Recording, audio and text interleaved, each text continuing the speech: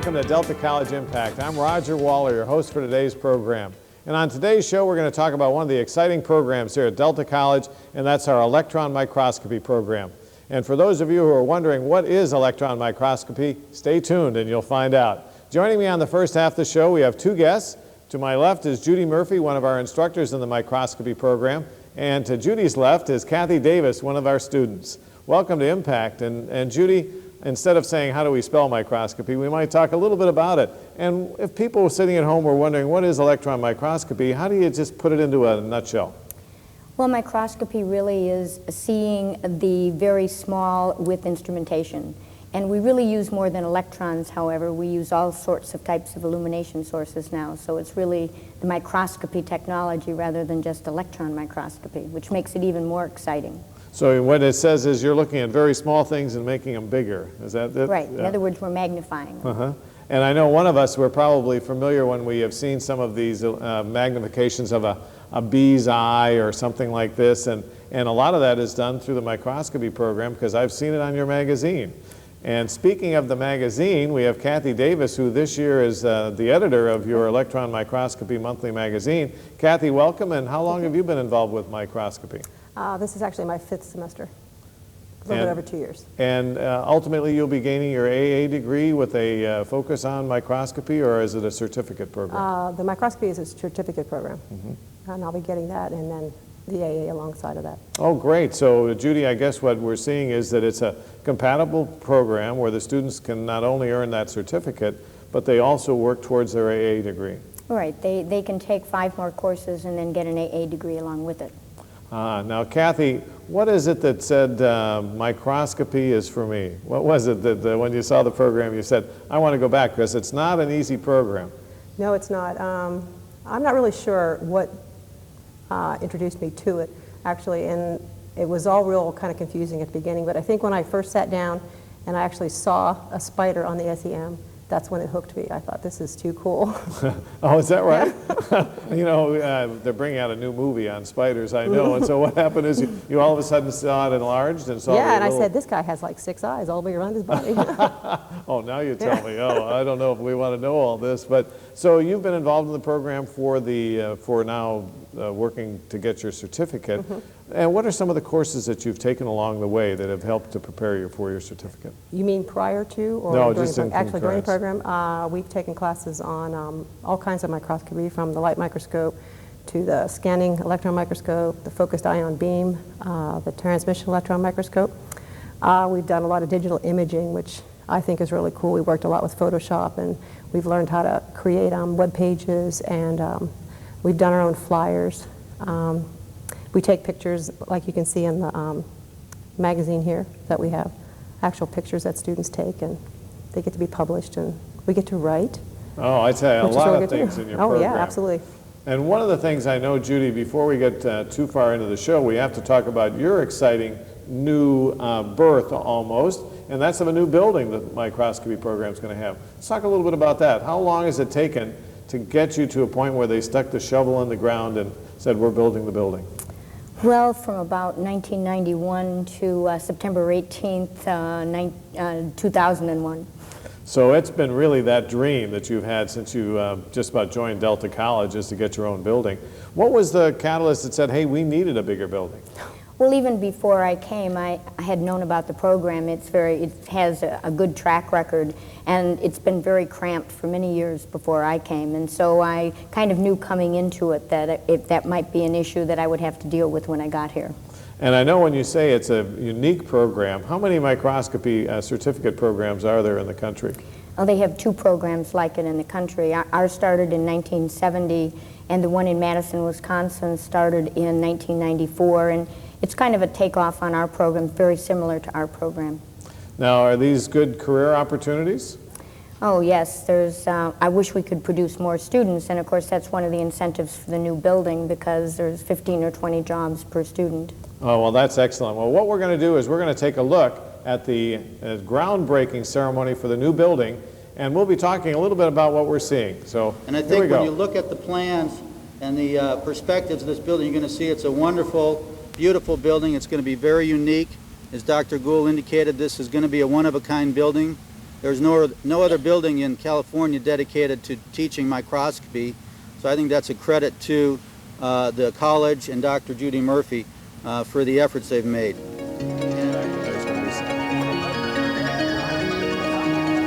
Now, Judy, that was the exciting day when they actually started to say the shovel goes in the ground. Now, how many people attended? Looks like you had a great crowd of people. Oh, we had a well over 200 people. We had people from all over the country that came that have been watching our program develop and blossom over the years. And I know one of the things that goes on is that you have a lot of your alumni spread across the country as well, because your job opportunities aren't just restricted to the Stockton area. No, there's job opportunities all over the country, and a lot of our students do choose to leave the area. So probably the last graduating class, we had maybe 40 to 50% that actually left California. But we have a lot of them, of course, that do stay, because in Northern California alone, there are more electron microscopes than any place in the world. That's great.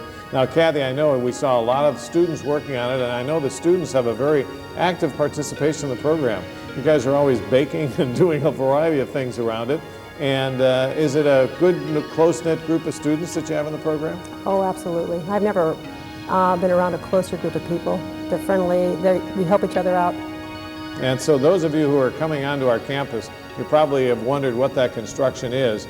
Now, how many square feet? And I don't know if you want to talk about some of those nitty-gritty details, but looks like it's going to be a good-sized building, and it's going to be also designed to fit into the Delta College visual impression. Yes, the square footage is 18,500 square foot. It will have room for 12 microscope bays, large microscope bays, large computer rooms and high-end graphic rooms and materials and biological prep labs, light microscopes, utility rooms for doing dissections, perfusion, dishwashing, and everything else. So it's going to have everything in itself contained, so to speak. And I know one of the things when people look at a building like this and they wonder how do you get the funding for it, it really is a collaboration between not only Delta College but the state of California, and then getting the equipment in there means that you're also working with a lot of manufacturers and people who are producing those microscopes. You might want to talk about some of your good supporters. Of course, we've had a lot of support from the administration at Delta, a lot of strong support through the years to get where we are, and the state of California actually funded this project 100%, which they normally fund 60% to the district's 40%. The funding outside for equipment, however, our equipment varies from $200,000 to $1 million for each microscope. So we essentially go out and try to get industry's microscopes. When they get a new one, we try to be first in line. But of course, as the years go by, there are more and more people in line. So you have to keep in front of industry all the time. And we've had marvelous support from industry, biotechnology, as well as computer industries and the scope manufacturers, because the people really do support microscopy education and know what we're doing out here. And I think that we should talk a little bit about the fact that people do know what we're doing out here, because we should brag a little bit about Kathy and where she's going to be going come graduation. And Judy, where's Kathy going to be working? Kathy is taking a job at Lawrence Berkeley Lab in the Center for Electron Microscopy, which is on the hill above the Berkeley campus, and it has a beautiful view of San Francisco Bay, and it has marvelous equipment. Kathy, how exciting was it for you to start to interview with the Lawrence Berkeley and get that position? Did they talk well of our program? Oh, absolutely.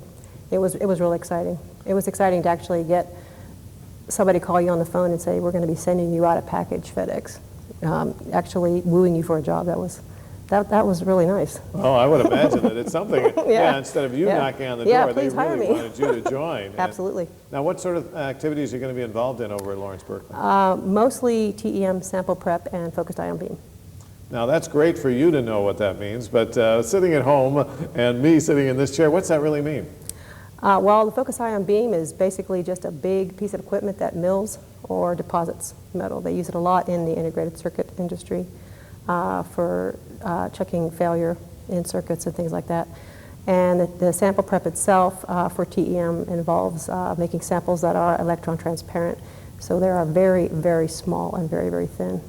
So what you're going to be doing is you're going to be checking the quality or the resistance of various metals? Is that the... I'm not really sure at this point what I'll be doing with the focused ion beam. It may be just part of the actual sample prep itself. Yeah. Now, Judy, one of the things I know that here's Kathy, who just started the program, saying, hey, I wanted to get into this. As you work with new students, what are some of the issues that you try to alert them to before getting into this program? Well, we have no prerequisites for the program, so we can take people just out of high school, but in reality we have a lot of career change people. So we try to tell them if they come to us in advance, to be as computer literate as you can, some simple math skills, and if you've had chemistry and physics, fine, but otherwise you can take it while you're taking the program because it's actually part of the program. And also that they need to work hard and have the time to commit to the program. It doesn't take a genius to do our program, but it does take time to commit to it. Mm-hmm. Now, Kathy, when you heard that statement, I know you made a career change to come back to school. Right. And you moved from what field into this field? Basically what I call just jobs. Uh-huh. I worked in restaurants, waitressing and cooking and stuff for many, many years. So this was really a big career change. Yeah. Now, when Judy says it takes a lot of hard work, is that true? Yes, a lot of hard work, a lot of hours. You have to really be willing to invest your time and your effort to get through this program, but it's very rewarding once you do. I was going to say, I think if you would look at that camera right there and say to other students out there, your recommendations on getting into the program, what would you tell them? Be willing to work hard, but you know what, it pays off. At the end, it really does. And I think that is really one of the ways that we should probably conclude this segment, because we've now learned a little bit more about microscopy. But when we come back, we're going to be talking more about electron microscopy. We're going to be joined by Frank Villalobos, another instructor in the program. Kathy, thanks for joining us. And Judy, don't move. We'll be right back after these brief public service messages.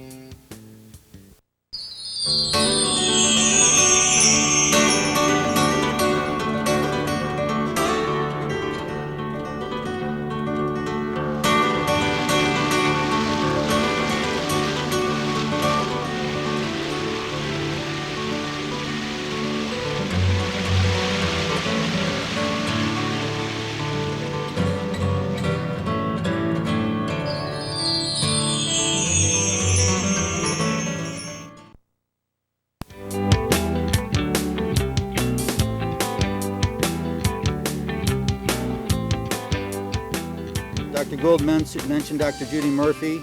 She is tireless. I got to tell you a little story about Dr. Murphy. Hope she won't mind.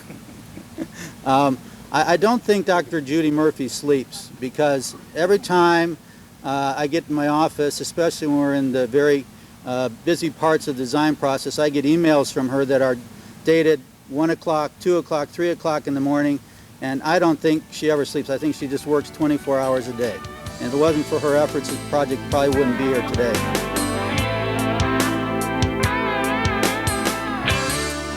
Hello and welcome back to Delta College Impact. I'm Roger Waller, your host on today's program. And as you can tell, we're talking about electron microscopy and Judy Murphy. And Judy, I thought it was very nice and Judy, you do sleep a little bit every once in a while, don't you? Periodically. Well, joining Judy is another one of our instructors in the microscopy program, Frank Villalobos. And Frank, welcome. Great to have you here. And Judy, I think one of the things as we think about the electron microscopy program and the training that we provide our students, it really is some of the background that you have to get ready to teach here at Delta College. What's your background and how long have you been involved with electron microscopy?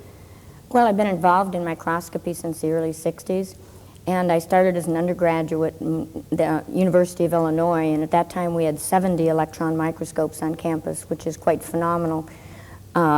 So I took a course in microscopy and it changed my life totally. I would have been an immunocytochemist, and I became really a microscopist because it deals with all disciplines. And so although my degrees are in the biological areas, I soon got into crystallography and electron diffraction, and then worked for Monsanto in St. Louis in a job for protein crystallography in their biotech program. And at the university, I also had teaching and research labs. When you're in microscopy, you're never very far away from teaching because you always have to teach people to use the instrumentation. So you're always involved in teaching. And I know you came here to Delta College about 12 years ago or so? 1991. Yeah, 1991. Now, Frank, now you've been involved with our program for quite a long time. Yes, I have. And what's some of your background and how long have you been here? Well, right when the program was starting around 1970, I came into the program, and it was pretty interesting, the fact that one of my instructors had said, well, Delta College has this electron microscopy program. I said, no, they don't. I was just there. And so I came and checked it out, and sure enough, they had just started the program. So it was very interesting to be part of this new program that nobody really heard of. And I was a student, and then I was able to get a job when I finished, and I got a job at San Francisco and worked there for several years, and then I went on to Berkeley and worked in a program there, and then I came back to Delta again and as a lab supervisor. And a year after I was here at lab supervisor, I had the opportunity to teach part-time. So I started teaching one class here and there, and went through several classes that I was teaching. And then when Victor Remillard, who was involved in the beginning of the program, he retired, I took over his classes in the material science. Wow, so you really have seen this program grow from its infancy basically to now the new building. You have to be very proud and excited to see what's happening. Yes, I mean, we had some good equipment, but we started over at the old campus, Quonset huts, and so there was a big difference there. So it was nice to come over to the new campus, but right away we were getting filled up, and as we start to develop our various sample preparation techniques and new instrumentation, then the whole lab just started filling up. Yeah. Now, Judy, you can relax once this building's up. You don't need to build anything more for a while, right? So you can just work on what we have. Now, Judy, speaking of how you do projects, I know one of the exciting things is that the students get to work on actual practical applications of this, and you work with various industries in our area. You might tell us some stories about some of the businesses you've worked with. Well, we work with both industries and universities. The types of industries that are particularly in need of microscopy are in the agricultural areas. For instance, walnuts in December, if you can catch the bacteria by cracking open where normally farmers can't see anything inside, and we can catch the bacteria at that time, they can actually spray in December rather than waiting until they see the bacteria, in which case the walnut meat's gone. So it can save various crops. So we've saved the spinach crops. We can detect the spinach mosaic virus when it turns yellow. Of course, there's a lot of reasons it can turn yellow, but we can detect the virus by transmission microscopy. We've worked on various cherry projects and apricot projects. We work for the mosquito abatement groups in San Joaquin, as well as university professors that have various research projects that we've worked on with them. Wow, that's terrific. And I know, Frank, you work in a specialized field in the ion beam that in the first half of the program, Kathy Davis talked a little bit about. What are some of the projects involved with that field? Well, in working with the focused ion beam, you have a beam of ions instead of electrons, and they're over 100,000 times as heavy as electrons. So they really do something to the sample. They basically knock out atoms of the sample. And because of that, you're able to slice through various materials and take a look at them in cross-section. Or in the case of the integrated circuit industry, you can actually take a prototype chip, in other words, one that hasn't gone into full production, and slice it up and reroute some of the circuits and make it so that these chips work, and say, okay, well, this is a working chip, now we could go through with all the manufacturing of the chip. I think it's fantastic as you talk about slicing things, and I'm thinking about cutting huge things, and you're just slicing little tiny things under a microscope to see what happens.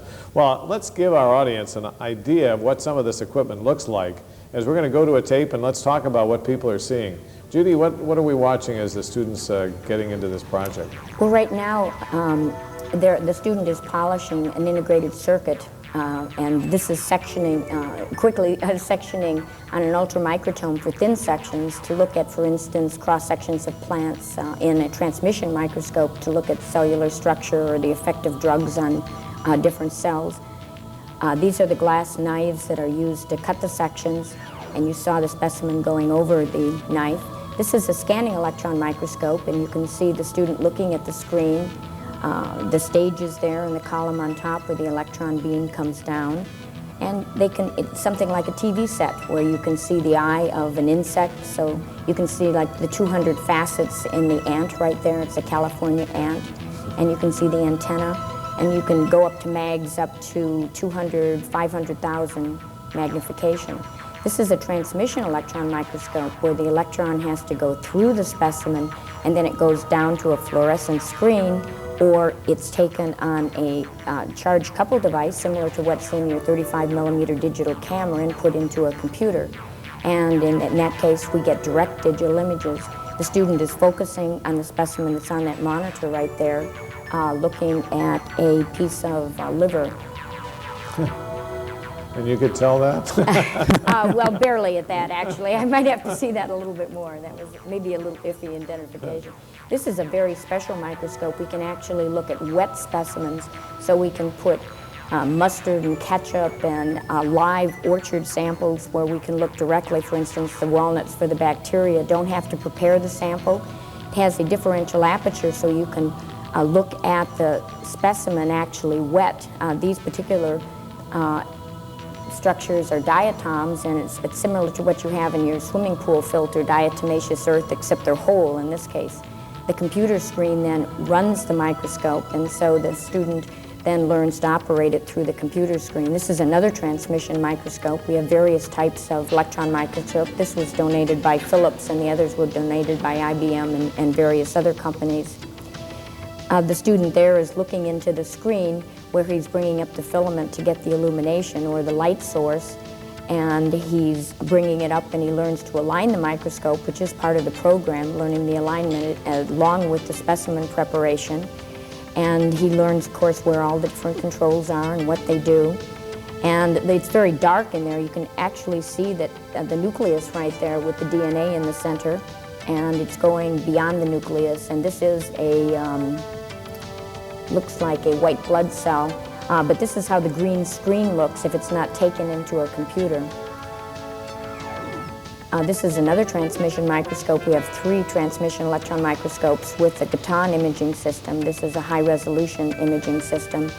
And we take our images now, and we have 26 digital systems, and we dump them into a 1 terabyte RAID server, and then students can get their images through a password with the internet.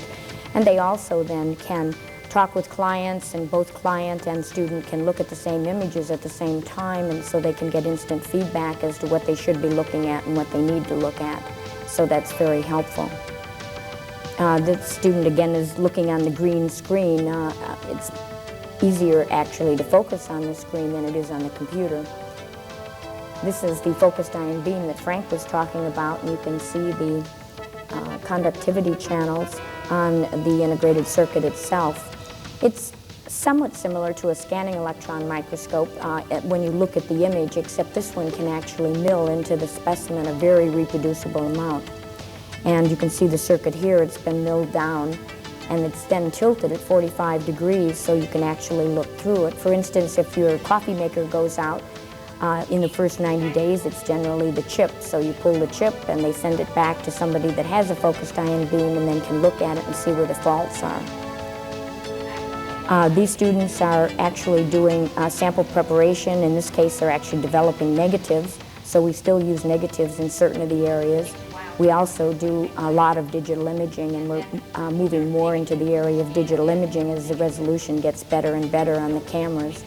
Our students learn not only web page design, but also Photoshop, a lot of scientific imaging, and how to do the interpretation of images. You have to think of digital images a different way and take the picture at the magnification that you want to use instead of blowing it up from the negative. Wow. And so one of the things I know is that we looked at a lot of equipment, and I think one of the things, Frank, is you've got to be amazed as you look at the investment that companies have made in Delta College, because have you ever figured out how much money is sitting in all that equipment that you have around the lab? Oh, it's quite a bit of money. You probably could. 7 million about. Since 1991, we brought in $7 million in equipment. And I know a lot of it, as Judy has pointed out, has to be donated. All of that because, is donated. No, but one of the keys is it's a very, it's still a costly program to keep up. And I know one of the things that we may want to talk about is how people in our audience can get involved and maybe even put their name somewhere involved in the program. Judy, what's involved with our brick program? We have a tile program, a tile wall that's going on the new building in a very prominent place. And the tiles are as inexpensive as $150 a piece. We still have some basic equipment to finish out the lab. And you can actually download a tile form from our website, deltacollege.edu, and then go to Electron Microscopy Department. And then just send it in. It can be charged with Visa or MasterCard. We make it very simple and put your name on it forever to live on. I know I have my tile, and I Yes, you certainly do. hope that more of you get your tile as well, because it's really a great program. Now, some of the other things I think we should talk about is you're also working with some of the local schools, and you might talk about how you're trying to have a website that schools can go to. Actually, in the new building, we're setting up remote operation of the microscopes through the internet with both some of the grade schools and some of the high schools. So they will actually be able to remotely operate our microscopes and be able to move the samples around and look at them and get digital images right away from the internet. And I think that'll be exciting. It's not only to make microscopists, but it's really to excite them about science. Kids love video games, and we're the biggest video game in town. I was going to say, I saw the joystick moving around on a Yes. couple of those machines out there, and I guess that maybe some of that training in video games is going to help if you get in the microscopy program. Right. I know one of the other things we have to think about is how you might get in touch with Judy Murphy and get a chance to learn about the tile program, or a chance to learn about that, more about the program. And if you want to contact Judy, you can do so by catching her here at Delta College, because we heard you don't sleep at all, Judy. We know the phone number here is 954-5284. And I think when you start to talk about students, how many students are involved in the program, Frank? Probably about 70 to 90 Yeah, at any 70, one 90. time. 70 or 90? Yeah. And so that's a relatively small program, Right. but it gives you an idea of that close-knit factor that goes into it as well. And I know part of your challenge is you're losing some of the students periodically during the program because of job opportunities. Yes, occasionally it becomes hard to keep them for 2 years because there's 15 to 20 jobs per person, and it's quite high paying. So some of them leave after a year, which of course is detrimental to them, and they don't advance as far as those that graduate. But nonetheless, it's most of the employers are now trying to get the best educated people, so they are insisting that they have their certificates in many cases, which is good. And that's a good way to wrap up the program and talk about continuing our education here at Delta College. I hope you've learned a lot more about microscopy, and that you get involved in our program with a tile or just visiting the center. So thanks for watching, and stay tuned for future Delta Impact programs. Bye-bye.